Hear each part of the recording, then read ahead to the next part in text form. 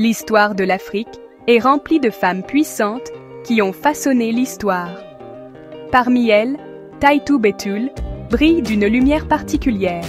Elle était plus qu'une impératrice. Elle était une stratège, une diplomate et un véritable symbole de la résistance africaine. Son nom résonne à travers les montagnes d'Éthiopie, un rappel que le courage et l'intelligence peuvent changer le destin d'une nation. Taitu était née pour diriger, et sa vie est devenue un témoignage de la force d'une femme qui a refusé de voir son peuple asservi. Son parcours est une source d'inspiration. L'histoire d'une reine qui s'est battue non seulement pour un trône, mais pour l'âme même de son pays, assurant sa place comme un phare d'indépendance sur le continent africain.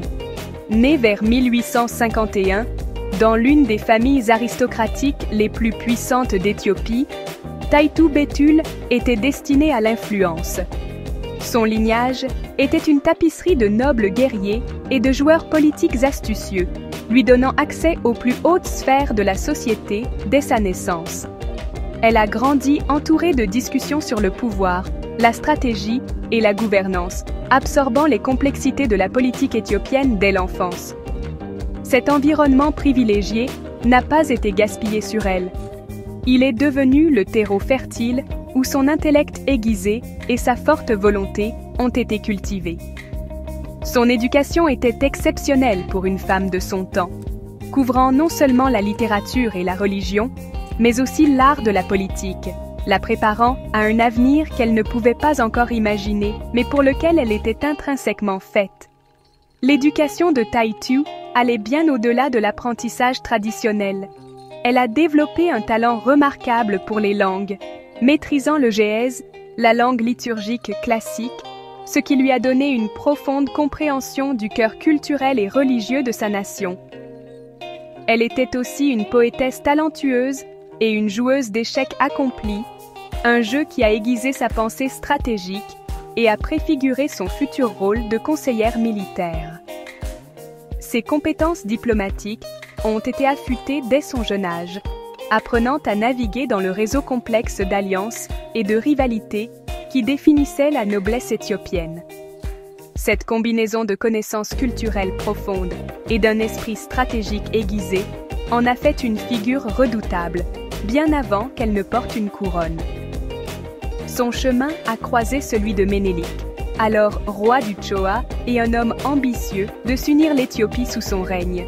Leur mariage en 1883 était bien plus qu'une simple union. C'était une puissante alliance politique. Taitu, avec son noble lignage du Nord, a apporté légitimité et soutien crucial à la base de pouvoir du sud de Ménélik. Elle n'était pas une reine passive, elle s'est rapidement imposée comme sa conseillère la plus fiable, une partenaire dans tous les sens du terme.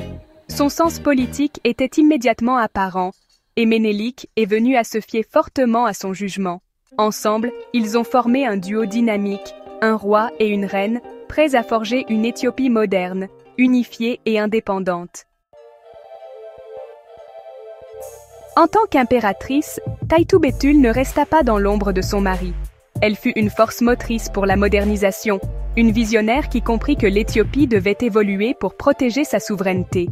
Son influence se fit sentir dans tous les aspects de la gouvernance. Elle défendit le progrès non pour lui-même, mais comme un moyen de renforcer la nation de l'intérieur. Sa cour était un centre d'innovation où les nouvelles idées étaient accueillies et débattues. La vision de Taitu était claire. Construire une Éthiopie à la fois profondément enracinée dans ses traditions anciennes et pleinement équipée pour faire face aux défis du monde moderne. Elle fut une architecte de l'avenir, posant les fondations d'un pays plus fort et plus résilient. L'un de ses projets les plus significatifs fut la fondation d'une nouvelle capitale. Elle choisit un emplacement connu pour ses sources chaudes et la nomma Addis Abeba, ce qui signifie « nouvelle fleur ». Ce n'était pas seulement un geste symbolique, c'était une étape pratique vers la centralisation de l'administration de l'Empire. Taitu supervisa personnellement le développement de la ville, encourageant la plantation d'eucalyptus pour combattre la pénurie de bois de chauffage et planifiant l'aménagement de ses artères principales. Elle établit également le premier hôtel moderne, l'hôtel Itege Taitu, pour accueillir les diplomates et visiteurs étrangers, un signal clair que l'Éthiopie était ouverte au monde, mais à ses propres conditions. Le zèle modernisateur de Taitu s'étendit à la vie quotidienne de son peuple. Elle comprit l'importance des infrastructures et soutint la construction de routes et de ponts pour mieux connecter le vaste empire. Elle encouragea également l'introduction de nouvelles cultures et techniques agricoles pour améliorer la sécurité alimentaire et stimuler l'économie. Mais peut-être son initiative la plus avant-gardiste fut son soutien indéfectible à l'éducation, en particulier pour les filles. Elle croyait qu'une population éduquée était le plus grand atout d'une nation et œuvra pour créer des opportunités d'apprentissage pour les jeunes femmes, défiant les normes traditionnelles de son temps et ouvrant la voie aux futures générations de femmes leaders. Son rôle d'impératrice était celui d'un partenariat actif avec Ménélik. Elle était sa confidente, sa stratège et, souvent, sa conscience. Elle passait en revue les documents d'État, participait aux réunions du Conseil et offrait son analyse pointue sur les questions de politique étrangère et d'affaires intérieures. Les diplomates étrangers apprirent rapidement que pour obtenir l'oreille de l'empereur, il fallait d'abord convaincre l'impératrice. Elle était une gardienne redoutable, farouchement protectrice des intérêts de l'Éthiopie et peu disposée à compromettre sa dignité. Sa présence transforma la cour impériale en faisant un lieu d'énergie intellectuelle et politique dynamique où l'avenir de la nation était activement forgé. La plus grande épreuve du règne de Taitu et Ménélik survint avec la menace croissante du colonialisme italien. L'Italie, désireuse de s'implanter en Afrique, chercha à imposer son autorité sur l'Éthiopie par la ruse. Le traité de Wuchale, signé en 1889, devint le point de discorde. La version italienne du traité prétendait que l'Éthiopie avait accepté de devenir un protectorat de l'Italie, une clause délibérément absente de la version amharique. Lorsque cette trahison fut découverte, ce fut Taitu qui la comprit pour ce qu'elle était, une attaque contre leur souveraineté. Elle fut résolue et intransigeante, disant célèbre à son mari qu'elle n'accepterait pas cette humiliation et préférerait la guerre à une vie de servitude. Alors que les tensions dégénéraient en première guerre italo-éthiopienne, Taitu Betul se transforma d'impératrice modernisatrice en chef de guerre. Son rôle fut central dans l'effort de résistance. Elle ne se contenta pas d'offrir un simple soutien moral. Elle était une maîtresse de la logistique et de l'organisation.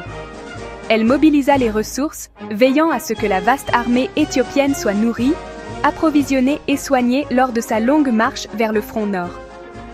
Elle organisa personnellement un corps de milliers de femmes qui servaient d'infirmières, de porteuses d'eau et de cuisinières, maintenant le moral et la capacité opérationnelle de l'armée.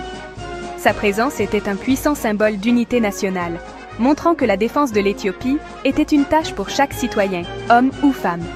Taitu ne commandait pas depuis la sécurité de la capitale. Elle marcha avec l'armée, chevauchant aux côtés des soldats et partageant leurs épreuves. Sa présence sur le champ de bataille fut une immense source d'inspiration. Lors de la bataille décisive d'Adwa, le 1er mars 1896, elle commanda son propre contingent de milliers de soldats et d'artilleurs. Elle était une brillante stratège à part entière, conseillant Ménélik sur les tactiques militaires et dirigeant avec succès l'effort pour couper l'approvisionnement en eau de l'armée italienne, une manœuvre qui les affaiblit considérablement avant l'engagement principal. Son courage était légendaire, une incarnation vivante de l'esprit féroce de l'indépendance éthiopienne.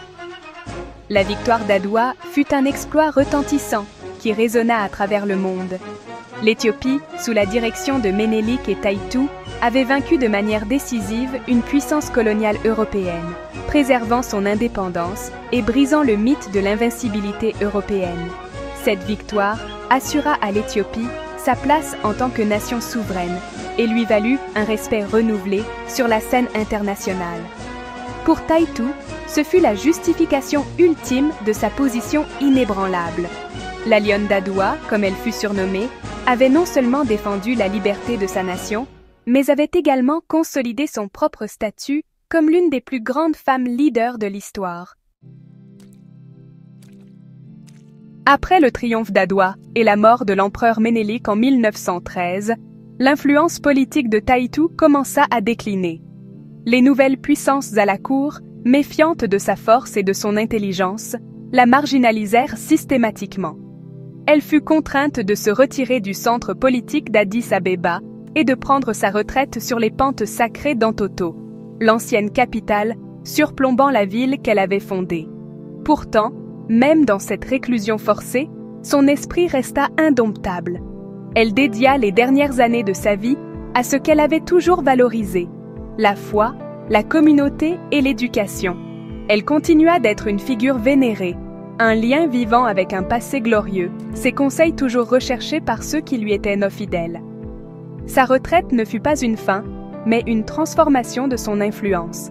Loin des intrigues de la cour, elle se concentra sur le travail social et religieux, supervisant les activités de l'Église et poursuivant son mécénat personnel de l'éducation. Sa maison devint un centre d'apprentissage et de charité, un lieu où les valeurs qu'elle avait défendues tout au long de sa vie étaient mises en pratique. Elle demeura un symbole de la résilience éthiopienne, une présence discrète mais puissante qui avait façonné une époque. Même dans ses dernières années, elle continua de servir son peuple, non pas comme une impératrice avec une couronne, mais comme une sage aînée dédiée au bien-être culturel et spirituel de sa nation, jusqu'à sa mort en 1918. Aujourd'hui, l'héritage de Taïtou Bétul est plus puissant que jamais. On se souvient d'elle non seulement comme d'une impératrice, mais comme l'architecte d'une capitale moderne, la stratège d'une victoire historique et une farouche protectrice de la dignité de son peuple. Son histoire est une pierre angulaire de l'identité nationale éthiopienne, une source d'immense fierté et d'inspiration. Des routes, des écoles et des hôtels portent son nom, et son portrait est une vue courante, un rappel constant de ses contributions. Elle a été légitimement rétablie à sa place dans l'histoire en tant que co-dirigeante de l'Empire. Une femme dont l'intellect et la volonté ont été aussi essentiels au succès de l'Éthiopie que ceux de n'importe quel empereur. Au-delà des frontières de l'Éthiopie, Taïtou Bétul se dresse comme une figure imposante pour les femmes d'Afrique et du monde entier. Sa vie défie les récits simples souvent imposés aux femmes historiques. Elle était une leader, une guerrière et une diplomate qui opérait au plus haut niveau de pouvoir et a prouvé que la place d'une femme pouvait effectivement être sur le champ de bataille et à la table des négociations. Son histoire est un puissant message d'autonomisation, une démonstration que le courage, l'intelligence et une croyance inébranlable en soi peuvent surmonter même les plus grands obstacles. La lumière de Taïtou Bétul continue de briller, éclairant un chemin pour tous ceux qui luttent pour la justice, la liberté et la dignité.